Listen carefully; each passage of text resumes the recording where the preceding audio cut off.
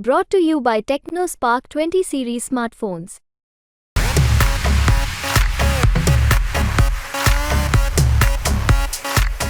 ईमानदारी से इलेक्शन करा दो, ईमानदारी से। अगर 40 भी पार कर जाएं, जिंदगी भर के लिए राजनीति छोड़ दूंगा। और लिख के दे रहा हूं, अगर ईवीएम हटा दो, बैलेट पेपर से करा दो, तो 40 किसी कीमत पर पार नहीं कर सकते। नारा देने में क्या है, नारा तो दे ही सकते हो भैया, तुम ही तो ईवीएम मशीन बनाने वाले हो। अगर प्रधानमंत्री का इलाज चाहे अरबों रुपए लग जाए, हो सकता है, तो गरीब का क्यों नहीं होगा? प्रधानमंत्री की कुछ ज्यादा बड़ी वोट है। 7.5 लाख को 5 लाख से गुणा करो, मैं समझता हूं तकरीबन 50,000 करोड़ तो पार हो जाएगा। नमस्कार, यूपी तक में आपका स्वागत है और मैं हूं उस्मान चौधरी। मेरठ से समाजवादी पार्टी ने भानु प्रताप सिंह एडवोकेट को अपना प्रत्याशी बनाया है और यहां पर वो आज मेरठ आए हैं। मेरठ से उन्होंने जो समाजवादी पार्टी के कार्यकर्ता हैं उनसे भी मीटिंग की है और साथ ही यहां लोगों से अपील की है। सर, स्वागत है आपका यूपी तक में।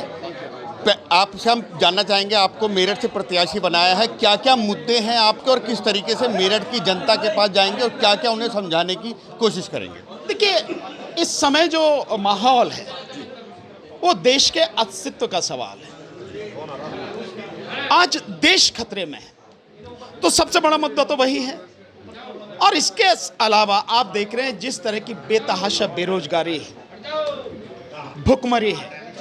81 करोड़ लोगों को अगर 5 किलो अनाज देना पड़ रहा है, तो आप हालात समझ सकते हैं कि कितने गंभीर हैं। शिक्षा की हालत क्या हो रही है, आप इसको समझ सकते हैं। देश से हर साल 8 लाख बच्चे बाहर पढ़ने जा रहे हैं, तो शिक्षा हमारे देश में किस स्थिति में पहुंच गई, इसको आप समझ सकते हैं।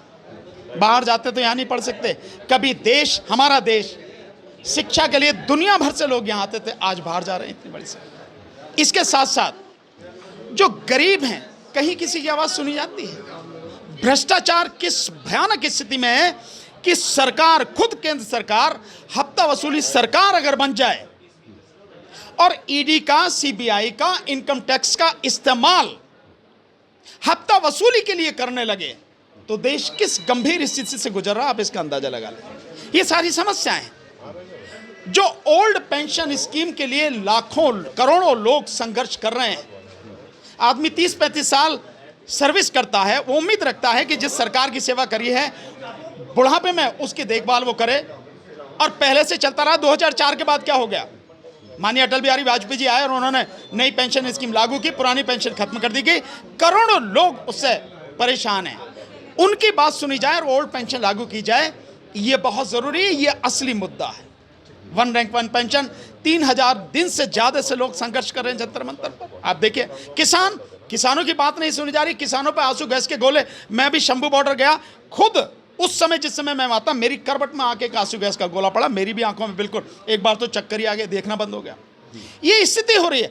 किसान जो अन्नदाता है, आप उसका अपमान कर रहे हैं। वो देश की राजधानी में नहीं आ सकता, प्रधानमंत्री से नहीं मिल सकता, क्या अपराध किया उसने? ये मुद्दे हैं।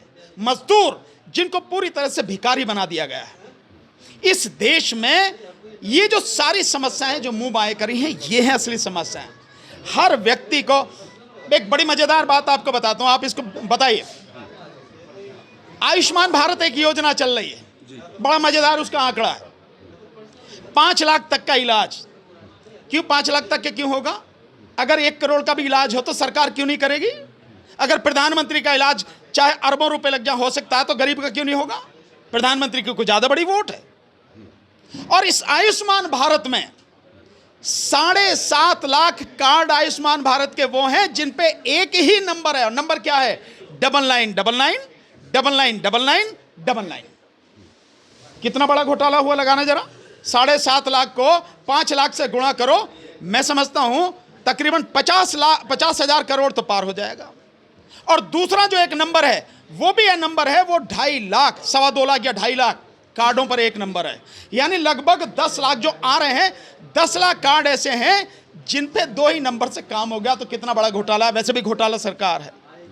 ये समस्याएं हैं जिनके लिए लड़ना है संसद में, इनके लिए संघर्ष करना है, देश की जनता को उसका हक दिलाना है। बीजेपी कह रही है अब की बार 400 पार। ऐसा है, वैसे तो मैं ये कहता रहा हूं, फिर भी कह रहा हूं, ईमानदारी से इलेक्शन करा दो, ईमानदारी से। अगर 40 भी पार कर जाएं, जिंदगी भर के लिए राजनीति छोड़ दूंगा और लिख के दे रहा हूं, अगर ईवीएम हटा दो, बैलेट पेपर से करा दो, तो 40 किसी कीमत पर पार नहीं कर सकते। नारा देने में क्या है, नारा तो दे ही सकते हो भैया, तुम ही तो ईवीएम मशीन बनाने वाले हो। बीएल में क्या है, बीएल भारत इलेक्ट्रॉनिक्स लिमिटेड, उसमें बीजेपी पार्टी के 4 पदाधिकारी इंडिपेंडेंट डायरेक्टर हैं, वही सॉफ्टवेयर बना रहे हैं, वही जो सीक्रेट इनक्रप्टेड सोर्स कोड है जो ईवीएम में इस्तेमाल होता है चिप को जोड़ने के लिए, वही सब कुछ बना रहे हैं, वही मशीन बना रहे हैं, वो भी वीवीपैट बना रहे हैं। आप चाहो बना लो। आप ईवीएम का विरोध करते रहे और अब ईवीएम से ही अपना चुनाव कराने जा रहे हैं। बिल्कुल, मेरा ईवीएम का विरोध बंद नहीं हुआ। ईवीएम का विरोध बिल्कुल उस समय तक जारी रहेगा जिस समय तक इस देश से ईवीएम उखाड़ के नहीं फेंक दी जाए।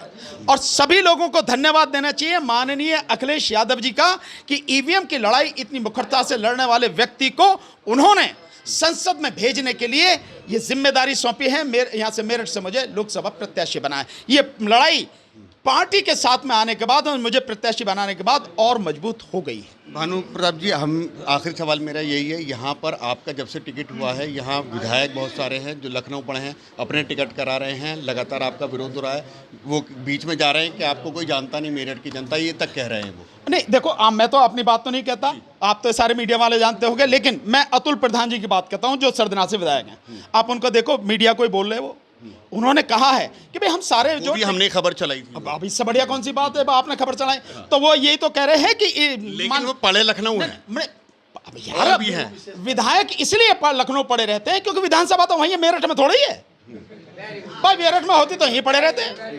ये है, लेकिन वो तो टिकट मांगने गए। नहीं, वो तो सब मांग रहे थे, इसमें क्या दिक्कत है? अब भी मांग रहे हैं। अब नहीं मांग रहे, ये गलत बात है। कोई विधायक के बीच में कहा जा रहा है कि आपको कोई जानता नहीं। आप बताओ किसने कहा? नहीं, देखा आप ही के पार्टी के लोग। नहीं, मेरी पार्टी के किसी जब मैंने आपकी पार्टी के विधायक नेताओं को फोन किया तो उन्होंने कहा हम भी नहीं जानते। नहीं, देखिए वो सब लोग मांग रहे थे, इसमें कोई बात नहीं है, लेकिन सभी ने, जब माननीय अखिलेश यादव जी ने सबको एक साथ बुलाया, सबसे पूछा, सब लोग थे, पूर्व विधायक भी थे, वर्तमान विधायक भी थे, प्रत्याशी भी थे, जिले की कार्यकारिणी भी थे, सब लोग थे, सबसे पूछा, सबने कहा, जो टिकट मांग रहे थे उन्होंने भी अपनी बात रखी, लेकिन बाद में सबने ये कहा कि आप जिसको डिसाइड कर देंगे लड़ेंगे। सो मुझे डिसाइड करके भेज दिया, लड़ा रहे सारे। सर, एक मेरा आखिरी सवाल ये है, पिछला भी मेयर का चुनाव हुआ है सर, मेयर का चुनाव हुआ, उसमें समाजवादी पार्टी ने अपना प्रत्याशी उतारा, अतुल प्रधान की पत्नी को उतारा, वहाँ उनका विरोध हुआ, 1,25,000 वोट IMIM के प्रत्याशी को मिली। इस बगावत को दोबारा से होने वाली है, क्या रोक पाएंगे? आपका शुभ नाम क्या है? उस्मान चौधरी। उस्मान चौधरी साहब, बीती ताही बिसार दे, आगे की सुध ले, चिंता नहीं। तो ये है भानु प्रताप सिंह, जिनका कहना है कि वो अब यहाँ से चुनाव लड़ेंगे और बहुत सारे उनके मुद्दे हैं जिसको लेकर के उन्होंने बात की है।